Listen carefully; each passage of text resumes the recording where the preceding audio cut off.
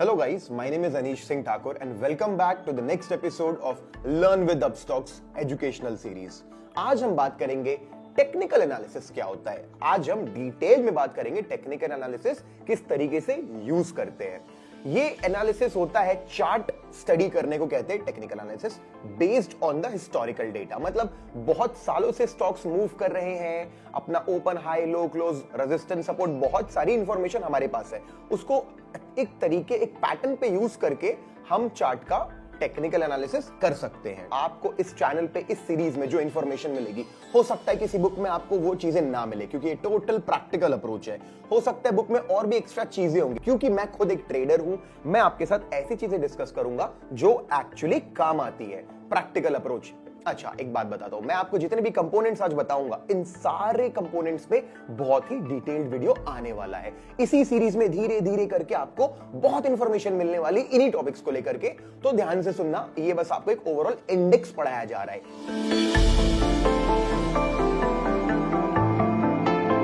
Technical analysis start करने के लिए मैं एक चार्ट दिखाता हूं आपको। एक चार्ट हमने ओपन किया। अभी इस चार्ट में क्या दिख रहा है? सबसे पहले रेड ग्रीन दिख रहा है आप लोगों को। वो जो रेड ग्रीन छोटे छोटे ब्लॉक्स दिख रहे हैं, उनको कहते हैं कैंडल स्टिक्स। अब ये बहुत तरीके के होते हैं, इनमें open high low close, green वाले को बुलिश कैंडल कहते हैं, रेड वाले को बेरिश कैंडल कहते हैं। इस तरीके से ये चार्ट पे आपको दिखते हैं, इनको बोलते हैं कैंडल्स। अभी देखो, ये कैंडल्स मिल करके भी एक टाइप बनाते हैं, उनको बोलते हैं चार्ट पैटर्न्स। जैसे कि डबल टॉप, डबल बॉटम। आपको दिख रहा है कि ये जो चीजें होती है, ग्रुप ऑफ कैंडल्स मिलके एक चार्ट पैटर्न बनाते हैं, जिससे हमें मार्केट का स्ट्रक्चर समझ में आता है।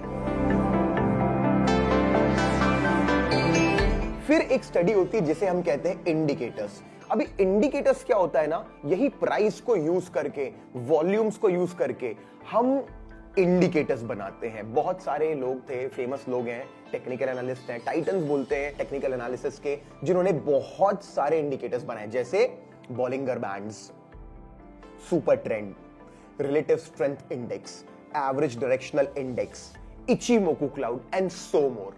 इतने सारे इंडिकेटर्स हैं जो हमको मदद करते हैं मार्केट में राइट टाइम पे एंट्री एंड एग्जिट करने के लिए। नेक्स्ट कंपोनेंट होता है, उसको बोलते हैं ट्रेंड लाइन। अभी ट्रेंड लाइन क्या वर्ड से बना है? ट्रेंड और लाइन।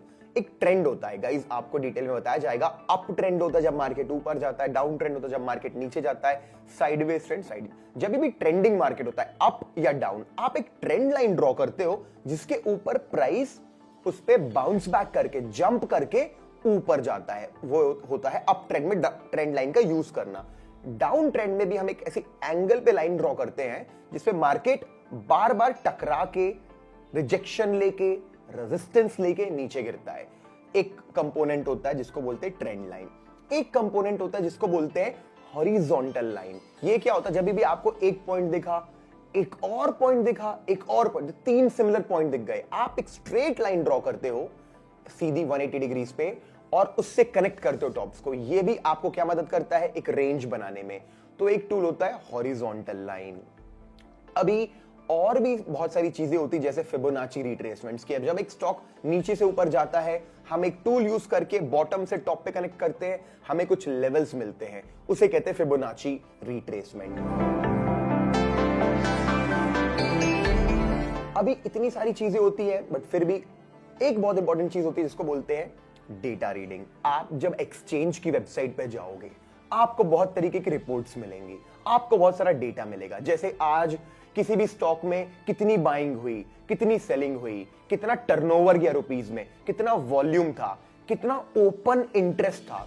ओपन इंटरेस्ट एक वर्ड होता है जो इंटरेस्ट शो करता है किसी भी स्टॉक का, कि अगर किसी स्टॉक का इंटरेस्ट हाई है, ओपन इंटरेस्ट बढ़ रहा है, मतलब लोगों का इंटरेस्ट बढ़ रहा है। अगर उसका ओपन इंटरेस्ट गिर रहा है तो वहां पे लोगों का इंटरेस्ट गिर रहा है, इसको बोलते हैं ओपन इंटरेस्ट। तो एक चीज होती है जिसको बोलते हैं ऑप्शन चेन। ऑप्शन चेन होता है जिसमें आपको ओपन इंटरेस्ट शो होता है। अभी एक भाव कॉपी नाम की फाइल निकलती, उसके अंदर सारे के सारे स्टॉक्स का, फ्यूचर्स का वॉल्यूम आपको शो होता है कि किसमें वॉल्यूम बढ़ा, किसमें वॉल्यूम घटा। तो हमने देखा इतने सारे कंपोनेंट्स को जब हम एक साथ स्टडी करते हैं तो टेक्निकल एनालिसिस होता है।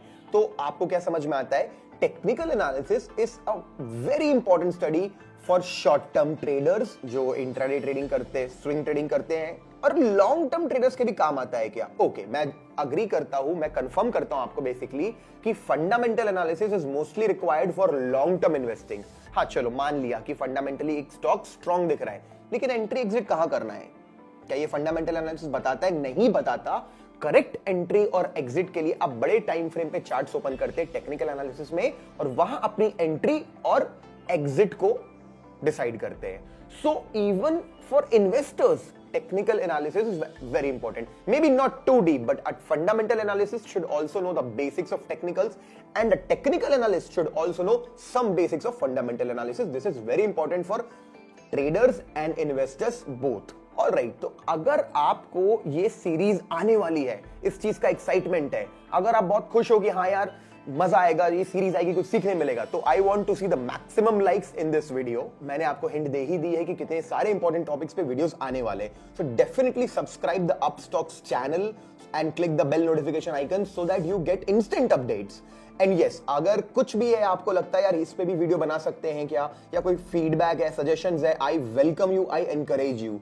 Please post your comment on the section, our team will definitely try to respond. आप कमेंट करो अपने views and we welcome it. Thank you so much everyone, and I'll see you soon in the very next video.